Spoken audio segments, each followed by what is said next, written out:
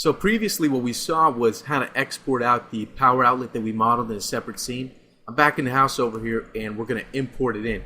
So I'm going to do it the same way that we exported, only instead of going to the export option, I'll go to import. Okay, I'm going to go to the import over here. When I go to import, it's going to automatically look in the input folder, so it's not there. If you remember, we placed it in the export folder, and there it is, poweroutlet.obj. So I'll hit open. It's going to ask me some questions here. These are the default options. I do want to import it as a single mesh. I want to make sure that I want to import it as an editable poly, so I want to make sure I have that checked on. I do not want to retriangulate polygons. That's a big no-no. I don't want it to affect the geometry. It's perfectly fine the way I created it. Please do not alter it in any way, 3ds Max.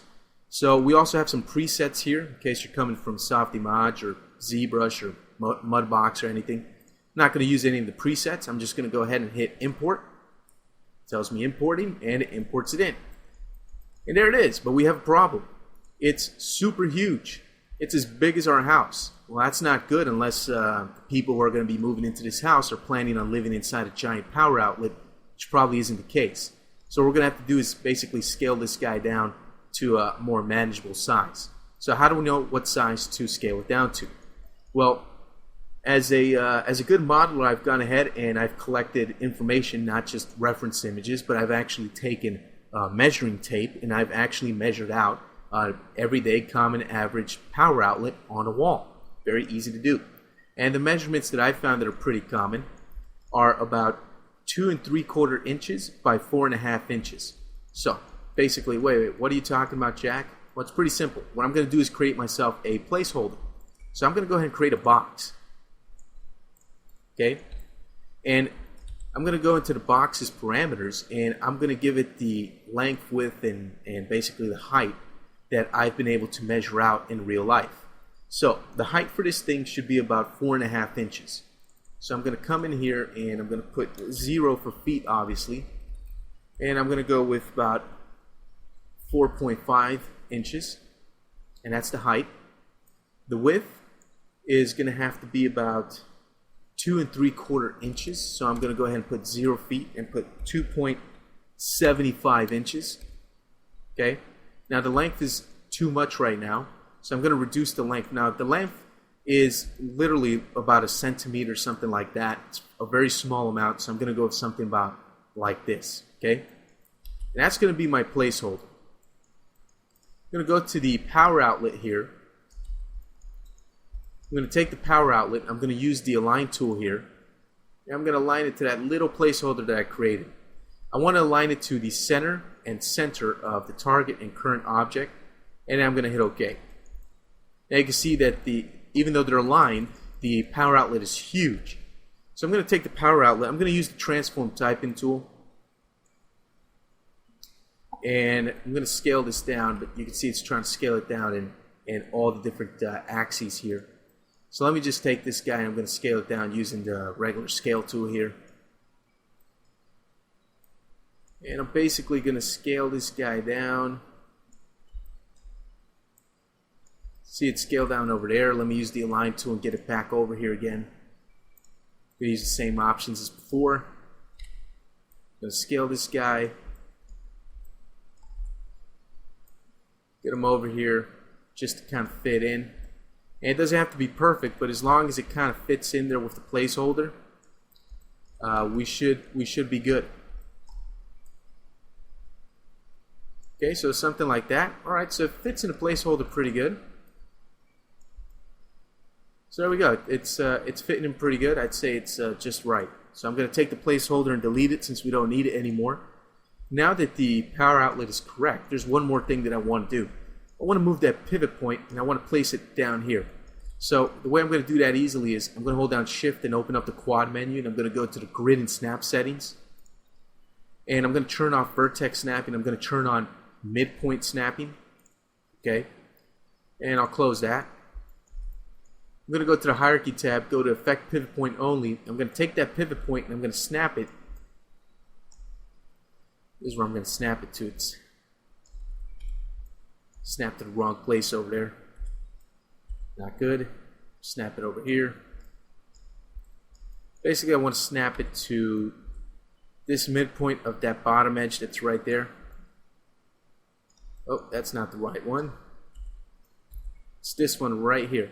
Okay, perfect. So that midpoint, that's exactly where I want it. Okay, so now that I did that, and you'll see in a moment why I did that. I'm going to zoom out here and take this guy, and I'm going to place him against this wall that's right here. I'm just going to move him until it pretty much touches against the wall right there. Maybe pull him out just a little bit. Right there, so it's basically touching the wall right there. Okay, now I actually took a measuring tape, and I didn't just measure the size of the power outlet. I also measured about the distance from the floor to the bottom of the power outlet right here. And what I found was that a pretty common distance is about 1 foot. Okay, so I'll take the transform typing tool, and that's the reason why I placed the pivot point at the bottom. So I can take this, I can put in 1 foot, and it's going to place it 1 foot from the floor to the bottom of the power outlet right there, which is the same way that I measured it in real life using the measuring tape. Okay, so I'm going to be pretty comfortable knowing that I've got myself a pretty good accurate measurement right there for that. So now the question is, where do we place these power outlets? So let's populate our scene with power outlets here. I'm going to place power outlets mainly in this area, since this area is going to be where we place our entertainment center and a few other things. So I'm going to place maybe one power outlet, maybe right here. And I'm going to make a clone and place it maybe over here. I'll hit OK. Maybe I'll place one in the middle over here somewhere. So I'm going to take and make a clone there. And obviously this is wrong, so I'm going to rotate this guy 90 degrees this way. Place him against the wall. Just a bit, nice and easy right there. Just going to eyeball it and place it around the middle. Right there is pretty good. Okay. And maybe I'll place a couple more on this wall right here, in case the homeowners want to plug in some stuff. Maybe a karaoke machine or something, who knows.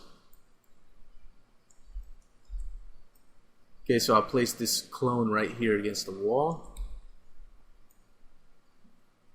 Doesn't have to be too precise, but I am by nature a pretty picky person.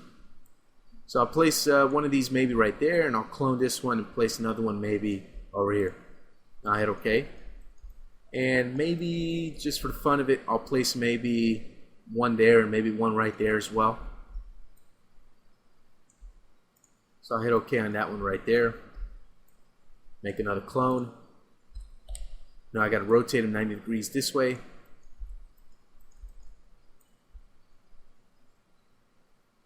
And place them against the wall right there. And you could use the transform typing tool to do this a little bit more precisely, but I'm just going to do it this way. And that's pretty much going to do it. I'm not going to place any more power outlets for now. If later on, and let me try to, well actually it's already pretty much centered under that window. Wow. And I was just eyeballing it. Okay. So you could place in this hallway, you could come in the second floor in these areas and place there. I don't know if there should be any. Maybe there could be one right here. But I'll leave that up to you. You could go ahead and place these power outlets wherever you want. The good thing is that since we created a master power outlet, all we have to do is clone it and just keep placing more of these power outlets everywhere, because they're all basically the same thing. They're duplicates of each other. Okay? Alright, so I'm going to end this video here. And in the next one, we're going to create light switches. Alright, power switches for the actual walls. We'll do that next.